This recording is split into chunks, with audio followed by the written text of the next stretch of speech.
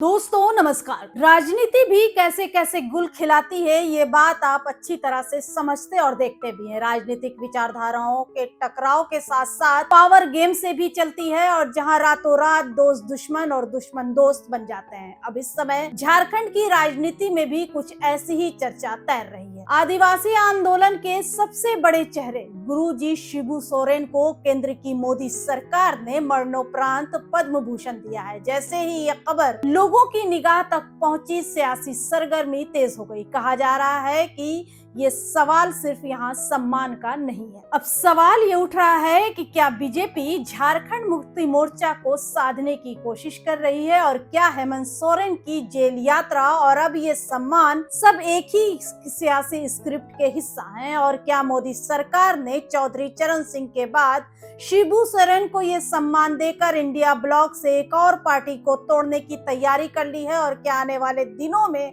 BJP JMM के बीच कोई नया समीकरण बनता दिखेगा? दोस्तों याद कीजिए, साल 2024 राष्ट्रीय लोक दल के अध्यक्ष और केंद्र में मौजूदा मंत्री जयंत चौधरी ने इंडिया ब्लॉक से अलग होकर मोदी सरकार का हाथ थाम लिया था।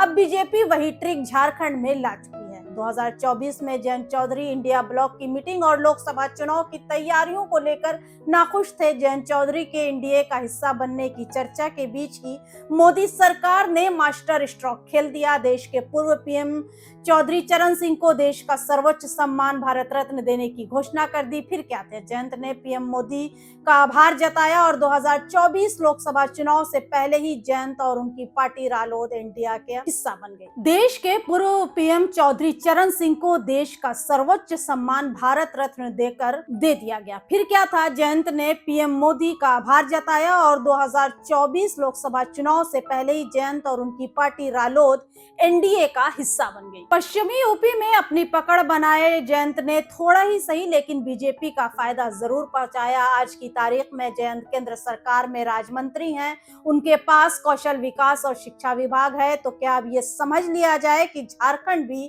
इसी राह पर चलेगा और क्या सोरेन भी जयंत की तरह बीजेपी के लिए दरवाजे खोल देंगे? आज के इस विश्लेषण में हम 3 बिंदुओं पर बात करेंगे। पहला, शिबू सोरेन का राजनीतिक सफर और उनका सियासी महत्व। दूसरा, हेमंत सोरेन की सत्ता और जेल और बीजेपी की रणनीति। और तीसरा, पद्म भूषण के बहाने बीजेपी जेएमएम गठबंधन की आहट। दोस्तों, शिबू सोरेन सिर्फ एक नेता नहीं बल्कि झारखंडी अस्मिता के प्रतीक हैं। उन्होंने राजनीति की शुरुआत सत्ता के गलियारों से नहीं बल्कि आदिवासी हक और जंगल जमीन के आंदोलन से की। 1970 से 80 के दशक में संथाल परगना आंदोलन, अलग झारखंड राज्य की मांग, खनन माफिया, जमीन लूट और कारपोरेट शोषण के खिलाफ उन्होंने संघर्ष किया। और यही वजह है कि शिबू सोरेन को अब आज भी गुरुजी ही कहा जाता है। वो सिर्फ वोट बैंक नहीं बल्कि एक भावनात्मक पहचान है। राजनीतिक रूप से देखें तो कई बार केंद्र में मंत्री, झारखंड के मुख्यमंत्री और हर दौर में किंग मेकर की भूमिका में रहे। लेकिन एक बात उनके दौर में साफ, बीजेपी से दूरी और कांग्रेस के साथ मजबूरी वाला रिश्ता। अब आते हैं शिबू सोरेन के राजनीतिक विरासत हेमंत सोरेन पर। युवा चेहरा है और बड़ी चुनौतियां हैं। हेमंत सोरेन ने जेएमएम को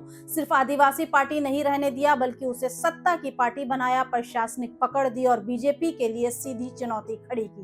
2019 में हेमंत सोरेन का मुख्यमंत्री बनना बीजेपी के लिए एक बड़ा झटका। झारखंड में बीजेपी को रोकने वाला सबसे मजबूत चेहरा वही बने। फिर आया जेल का दौर। भूमि घोटाला, मनी लॉन्ड्रिंग और ईडी की कार्रवाई। हेमंत सोरेन का जेल जाना सिर्फ कानूनी मामला नहीं बल्कि सियासी संदेश भी था। विपक्ष का आरोप साफ था, बीजेपी केंद्रीय एजेंसियों के जरिए क्षेत्रीय नेताओं को कमजोर कर रही है।